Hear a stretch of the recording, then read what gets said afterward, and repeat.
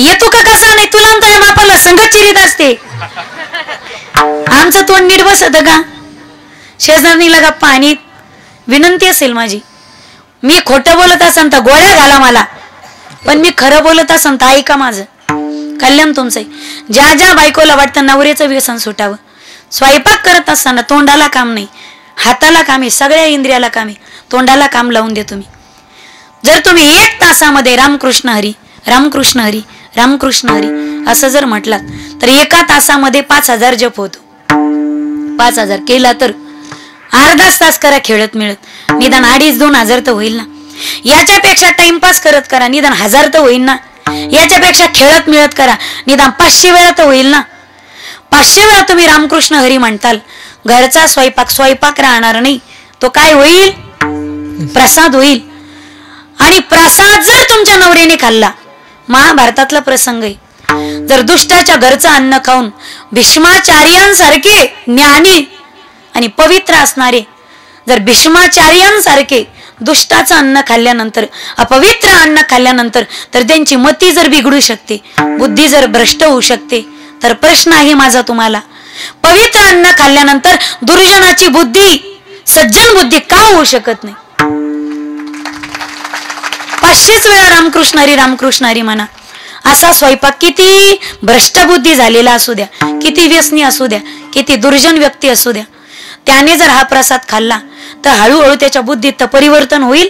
दररोज प्रयोग करत राहिला तर, आणि एक दिवस त्याच्या बुद्धीवर परिवर्तन होऊन त्याच्या जीवनामध्ये कोणतंही व्यसन असेल ते व्यसन सुटल्याशिवाय राहणार नाही गड्या. आणि आमचा बिघडलेला संसार पुन्हा ताळ्यावरती आल्याशिवाय राहणार नाही. पण यासाठी एकाच गोष्टीची गरज आहे, तुम्ही कटाळा सोडा आणि रामकृष्ण हरी मुखामध्ये धारण करा. विठ्ठल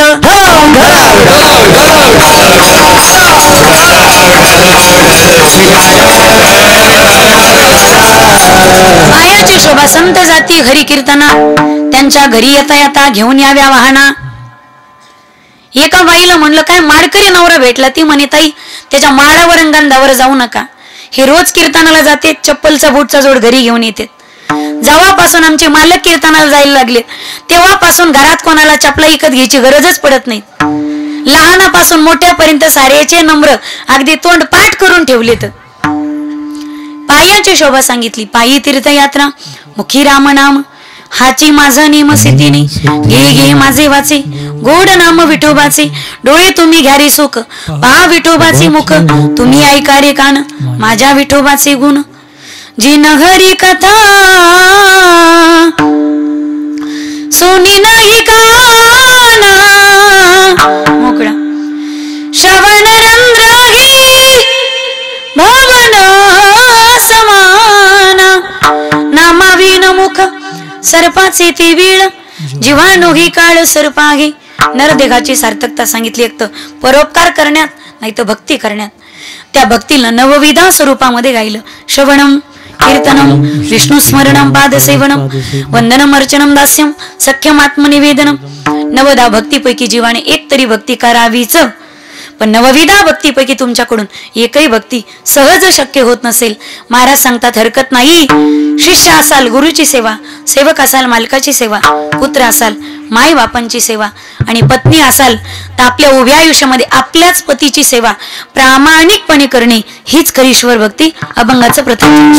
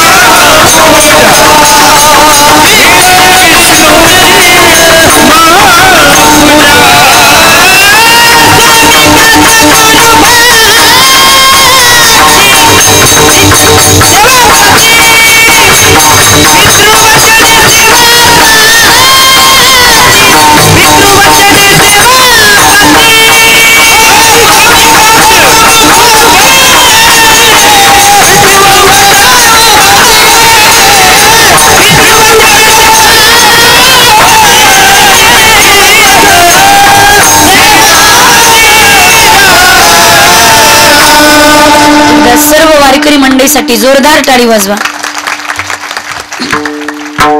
नियोजन अतिशय छोटंच आहे, पण शॉर्ट बट स्वीट, नजर लागेल की काय. आणि छोटा असावं पण व्यवस्थित. आपली बसण्याची शिस्त, अगदी काय तो मंडप, काय ती साऊंड सिस्टीम, काय तुमची बसण्याची शिस्त, आणि काय सगळे गायक वादक मंडळी एक एका होनी बळी रे. सगळं कधी अगदी कसं ओके मध्ये असल्यासारखंच वाटते. असं वाटतं ओंजळ ओंजळ साखर घेऊन यांच्या मुखात घालावी. काय कोकिळा खाल्ली की काय महाराज लोकांनी. बाकीचे म्हणतील आम्ही काय कोंबड्या आणल्या का. गायक अनेक असतील, गायक अनेक असतील, पण हास्य नाहीत. वाजवा ना टाळी. वादकही अनेक असतील, बाकीचे म्हणतील आम्ही काय डबडी वाजवतो का. मग वादकही अनेक असतील, पण हास्य वादक नाहीत. सिस्टीम अनेक असतील, पण सत्संग साऊंड सिस्टीम सारखी सिस्टीम. वाजवा टाळी. कीर्तनकारही अनेक असतील. मी पुढचं काहीच बोलले नाही.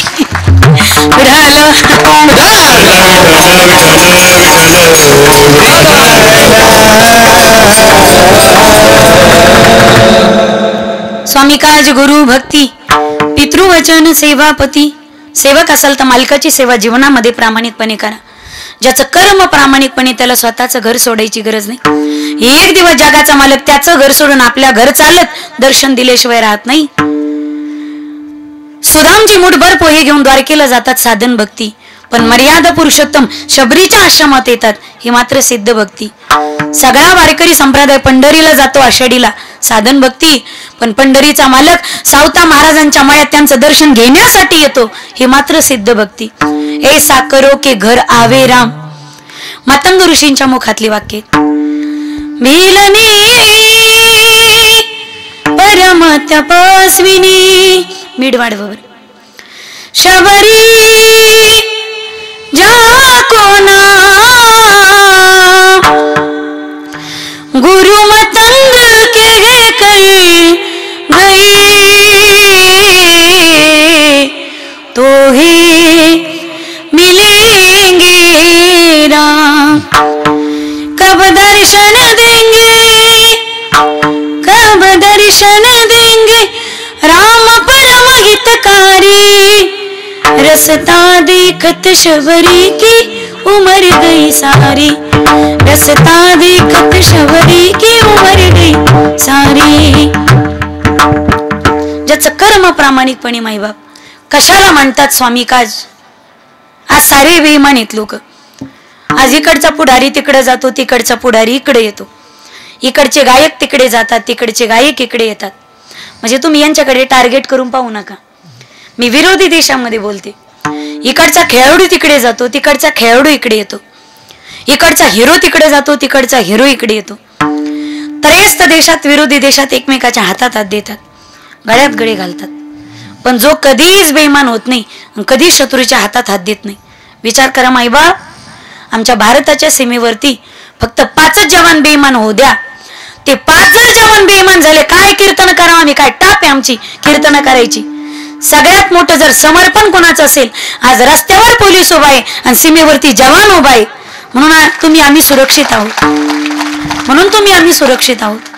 काही लाच घेतात तो भाग वेगळा असेल, पण एका सोबत गावासोबत किडे पण रगडू नका. गावासोबत किडेही रगडले जातात. आज जवान उभा आहे भारताच्या सीमेवरती, काय वय असतं माऊली त्याचं. 25, 27, 30 वर्षाचा जवान असतो. ज्यावेळी मिलिटरीत भरती केल्या जातं त्यावेळी त्याची 1 इंच छाती आणि उंची जर कमी असेल तर त्याला रिजेक्ट केलं जातं, परत पाठवले जातं. पण परत येताना जर त्याचा अर्धच धर घरी परत येत असेल तर जन्मदात्या माई बापाने ते कसं स्वीकारावं, का स्वीकारावं. ज्यावेळी जवान सीमेवरती उभा असतो त्यावेळी तो घरातल्या 60-65 वर्षाच्या किडनी गेलेल्या म्हाताऱ्या बापाचा विचार करत नाही. तो जवान घरातल्या 55-60 वर्षाच्या कॅन्सरने ग्रस्त असलेल्या जन्मदात्या आईचा विचार करत नाही. तो जवान घरातल्या 27 वर्षाच्या तरुण बायकोचाही विचार करत नाही, की तिच्या मांडीवर असलेल्या 6 महिन्याच्या काळजाच्या तुकड्याचाही विचार करत नाही. सीमेवर कोणाचा तरी बाप शहीद होतोय, म्हणा कन्यादानाला तुमचा माझा बाप जिवंत आहे. सीमेवर कोणाच्या तरी कपाळाचं कुंकू शहीद होतंय, म्हणून आज तुमच्या माझ्या कपाळाला कुंकू आहे. सीमेवर कोणाच्या तरी पोटचा गोळा शहीद होतोय, म्हणून आज तुमच्या माझे लेकरं जिवंत आहे. सगळ्यात मोठं समर्पण असेल तर त्या जवानाचे माईबाप. काय इच्छा असते त्या जवानाची, रक्ताच्या थारोळ्यामध्ये भर दिवाळीच्या सणाला आम्ही घरी असतो, पण भर दिवाळीच्या सणाला सीमेवरती रक्ताची होळी खेळतो. रक्ताची होळी खेळणारा, प्राणाची आहुती देणारा जवान समोर ठेवा. शास्त्रांच्या भाषेत ती आत्मसमर्पण नावाची भक्ती, आणि जगद्गुरु तुकोबाराच्या भाषेत ती स्वामिकाज नावाची भक्ती. त्या जवानाला कोणत्याच देवाचं कोणतंच भजन करायची गरज नाही, ती एक प्रकारची भक्तीची. स्वामिकाज जब देश में थी दीवाली, वो खेल रहे थे होली, जब हम बैठे थे घरों में, जब हम बैठे थे घरों में, वो खेल रहे थे होली. ये है जवानों अपने, ये है मगध जवानों ने, शहीद हुए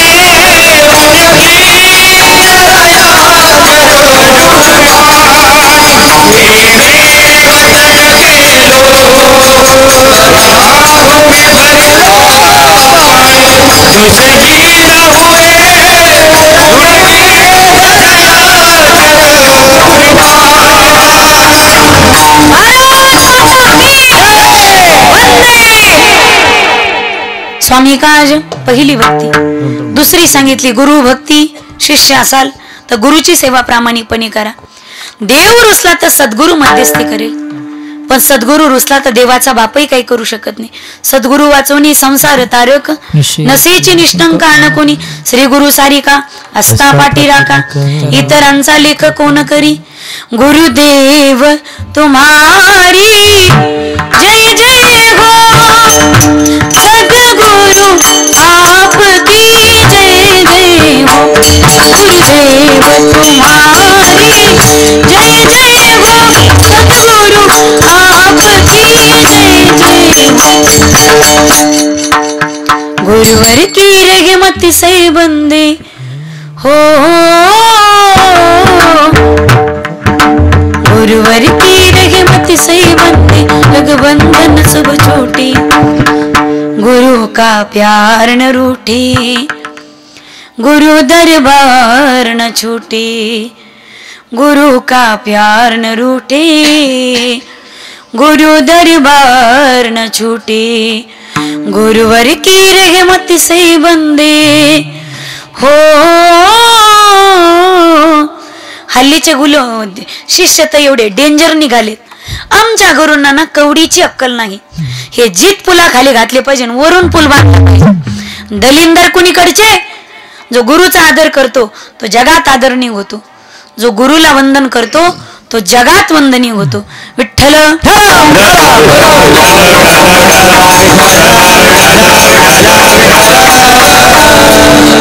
तिसरी भक्ती सांगितली जीवनामध्ये पितृवचन. पुत्र असाल तर जीवनामध्ये माते पित्यांची सेवा प्रामाणिकपणे करा. एक वाक्य बोलू माईबाप. एक लड़की देखने के लिए जाओ तो 10-10 खड़ी रहती, ये जवानी का जज्बा है. एक लड़की देखने के लिए जाओ तो 10-10 खड़ी रहती, ये जवानी का जज्बा है. पर एक माँ मर जाए तो लाखों में नहीं मिलती, ये माँ बाप की दुआ कसर है. जगात सगळं मिळेल माईबाप, पण आई वडील पुन्हा मिळणे नाही. वो कौन सी चीज है जो यहाँ पर नहीं मिलती. सब कुछ मिलता है पर माँ नहीं मिलती. ढगाळ गेलेला सूर्य पुन्हा दिसू शकेल, मात्याड गेलेले माईबाप पुन्हा नाही दिसू शकत. आई काय मावशी असते, आई काय आत्या असते, आई काय चुलती असते. आई ही आई असते गड्या माझ्या दादांनो. तुम्ही श्रीमंत असाल तर जग तुमच्या मागे असेल. तुम्ही देखणे असाल, 1000 मुली तुमच्या सौंदर्यावर फिदा असतील. तुमचा आवाज गोड असेल, लोक आवाजावर प्रेम करतील. तुम्ही गोड वाजवत असताल, लोक तुमच्या हातावर प्रेम करतील. तुम्ही गोड बोलत असताल, लोक तुमच्या कीर्तनाचे कथेचे फॅन असतील. पण काहीच येत नसेल अशा मतिमंद लेकरावरती सुद्धा निस्वार्थ प्रेम करणार जगाच्या पाठीवरचे एकमेव पात्र ते म्हणजे आईचं अंतःकरण. आईच्या प्रेमामध्ये ना परत फेडच नसते. लहान होतो रे राजांनो, आपण आईची खूस ओली ठेवत होतो. कोरड्या जागी आपल्याला झोपायची आणि ओल्या जागी मात्र माय निजायची. लहान होतो आपण आईची खूस ओली ठेवत होतो. आता मोठे झालात ना, असं एकही वाक्य बोलू नका जेणेकरून आईचे डोळे पाणावले जातील. ज्याला आईबाप कळाले त्याला वेद कळाले, ज्याला कळाला बाप त्याला कळाला विठोबा, ज्याला कळाली आई त्याला कळाली रखुमाई. तुका म्हणे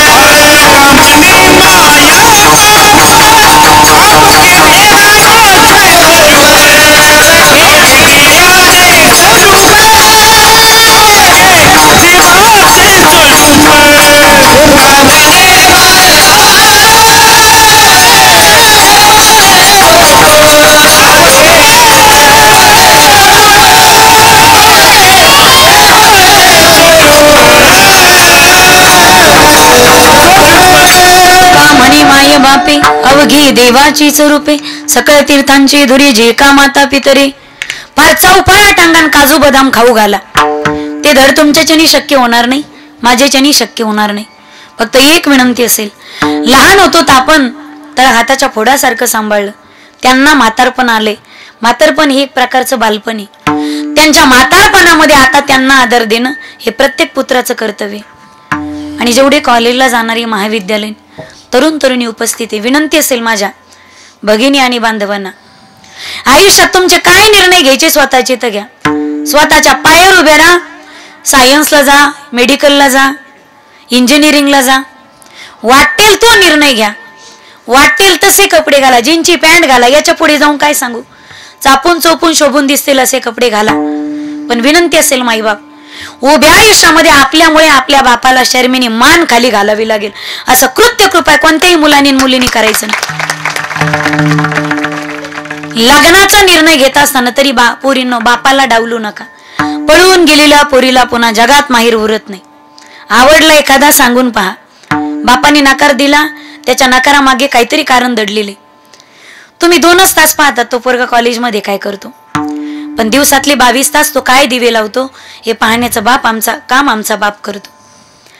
2 वर्षाच्या ओळखीसाठी 18 वर्षाच्या प्रेमाचा बळी नका ग देऊ माझ्या बहिणीनं. घरात 4थी पोरगी झाली, अख्खं घर उचलं होतं. जिला झाली तिनं 2 तास पोरगी पाहिली नाही, तिला स्तनपानही केलं नाही, आई होती आमची ती. पण 4थी पोरगी झाली तरी एकटा बाप आमच्या जन्मावर हसत होता. हे काय पाप आहे त्या बापाचं? असं काय त्या बापाकडून चुकलं? पोरी पळून जाऊन लग्न करू लागल्या. तुमच्या परिसरात नाही मला माहिती, पण आपल्याकडे एक घटना घडली ना 7-8-10 त्याच घटना घडतात. एखादी पळून गेली 4-5 जणी पळूनच जातात. एखाद्याने फाशी घेतली 4-5 जण फाशीच घेतात. एखादं औषध पिलं 4-5 जण औषधच घेतात. एकाने उडी मारली 4-5 जण त्याच्या माग उडीच मारतात. भ्रांत कल्पना आहे, त्या चुकीच्या आहेत. 35 तुकडे जे करत असेल ते प्रेम नाही, ही वासना आहे. आज वासनेने आम्ही एवढे बरबटलो गेलो. प्रेम अति उच्च सरोवरातलं कमळ आहे. आज आम्ही ते चिखलामध्ये आणून टाकलं आणि वासनेलाच प्रेमाची नाव देत बसलो. चुकीच्या गोष्टी त्या. मी प्रेमाच्या विरोधात नाही, प्रेम करू नका असंही म्हणणार नाही, पण माझं एक वाक्य तुमच्या काळजात उतरून घ्या. प्रेम करा, पण आपल्या जन्मदात्या बापानं आपल्यासाठी जो वर नियोजित केला, लग्न झाल्यावर त्या नवऱ्यावर काय प्रेम करायचं तर करा. मला अपेक्षित होती टाळी तुमच्याकडून, पण आमच्याच माणसांना द्यावी लागली. लग्न झाल्यावर त्या नवऱ्यावर काय प्रेम करायचं तर करा माईबाप, पण जीवन उद्ध्वस्त करू नका. पोरीचं आयुष्यच किती माहेरी. खेड्यामध्ये 18-19 वर्षात लग्न केलं जातं तिचं. फारच आज समाज सुधारलाय. BA, MCA, MBA, BBA करत असले, आता BSc. फार तर तिला 22, 23, 25च्या आत तिचं लग्न केलं जातं. माहेरचं आपलं आयुष्यच 25 वर्षे. कॉलेजची ही 4-5 वर्ष स्वतःला सिद्ध करण्यासाठी मिळतात. आणि या 4-5 वर्षात जर तुम्ही टाइमपास नावासारख्या जर गोष्टी करत असताल तर आयुष्यभर रडायचीच पाळी आणि अंधारच आहे. यापेक्षा जीवनामध्ये काही वेगळं नाही. शिका गड्या, खूप मोठं व्हा. आपल्या बापाची मान उंच कर समाजात. पायावर उभे राहा. एका पोराची लाईन बापाच्या दारात लागल्याशिवाय राहणार नाही.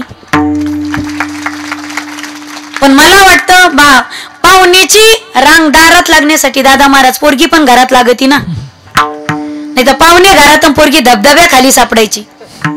चुकीच्या गोष्टी पोरगी बापाचा स्वाभिमान असते.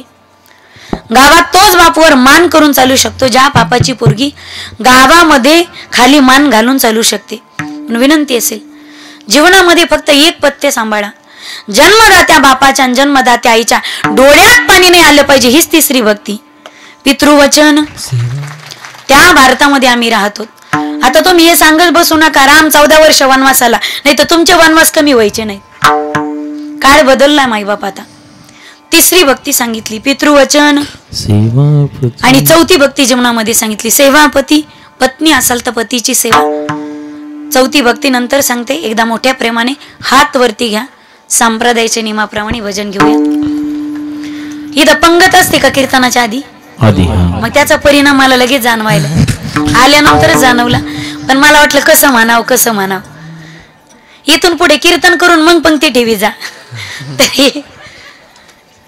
सर्वांनी हात वरती घ्या. जी बाई हात वरती घेणार नाही, बाकीचे म्हणतील आपले लग्नच नाही. तुम्हाला अशा आगाव बायका भेटत्या ना. हातावरी घेतले तर मग चांगल्या बायका भेटत्या. थोडा मोकळा आवाज द्या.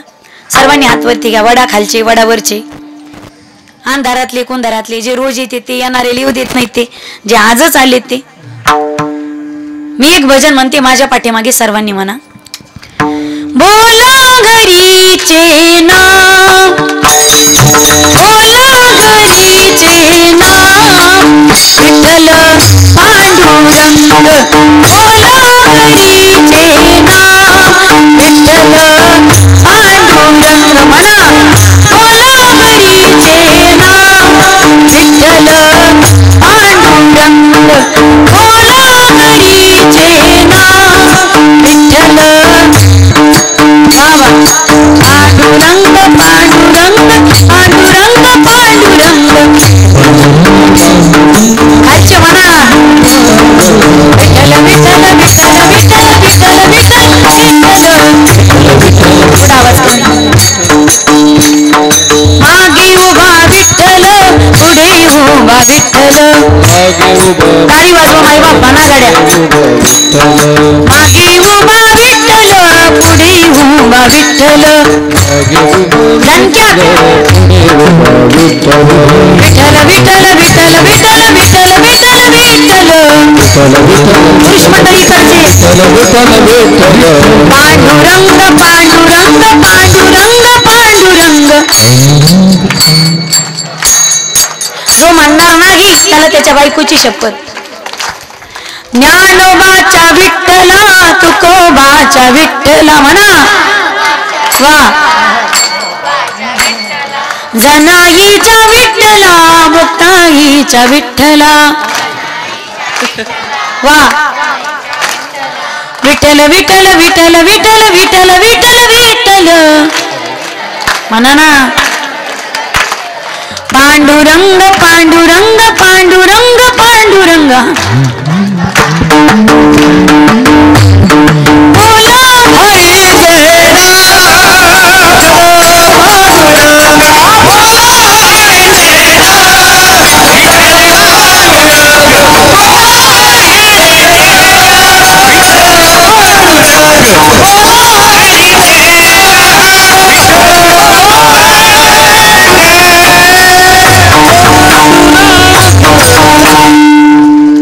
आणखी विठोबा रुक्माई राहिले. विठोबा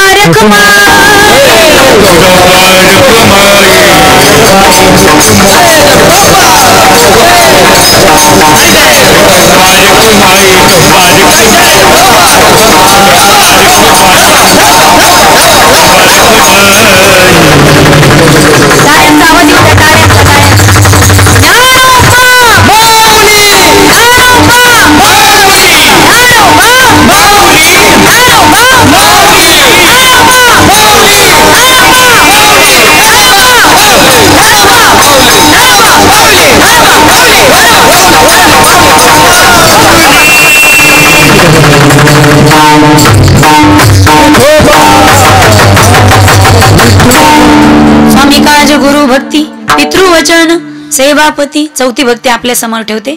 वाणीला पूर्ण विराम देते. कारण लाईट गेले आकडे टाकून किती बी लाईट लावली तरी बिल काही येत नाही, मीटर काही जळत नाही. जीवनात पत्नी असाल शास्त्राने, शास्त्रात गीता, ममतेत माता आणि पातिव्रत्यामध्ये सीता यांना तोड नाही. भारताने तर स्त्रीसाठी नियम घालून दिला. भारतीय स्त्री एवढी पवित्र आहे, किती पतिव्रताच आहे. भारतातील प्रत्येक पुरुष हा मर्यादा पुरुषोत्तमच आहे. किती पापी पुरुषाने भारतीय नारीचं दर्शन घ्यावं, पावन आणि पवित्र व्हावं, एवढी भारतीय नारी पवित्र सांगितली.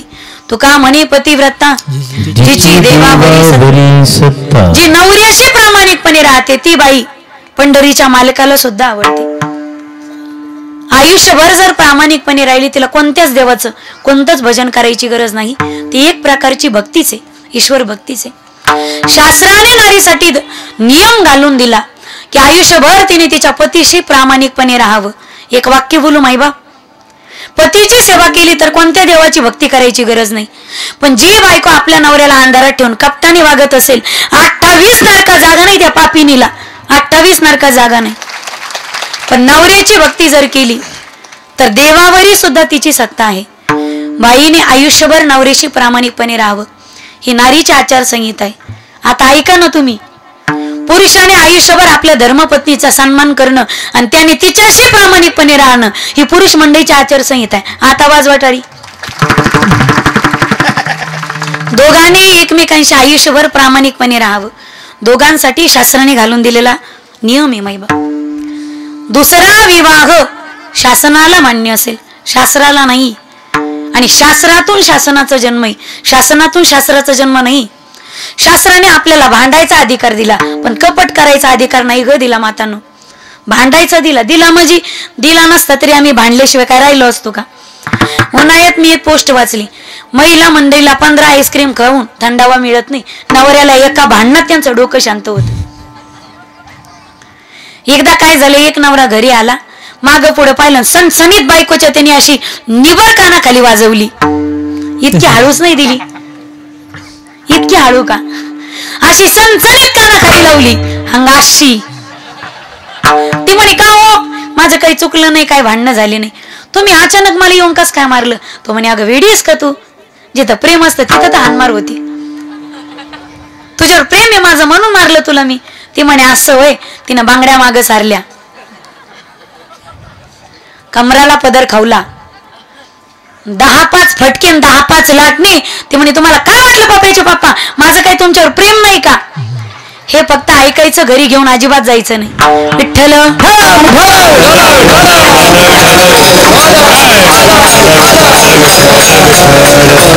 शास्त्राने भांडायचा अधिकार दिला, पण कपट करायचा अधिकार नाही दिला. निदान घरात 8 दिवसातून एकदा तरी भांडणं झाली पाहिजे. निदान माझ्या समोर सारी काय मारुती रायच आणून बसली का काय मला कळ ना काही. सत्ता मारुती राहायचं, पण करणारे मारुती राय नाही.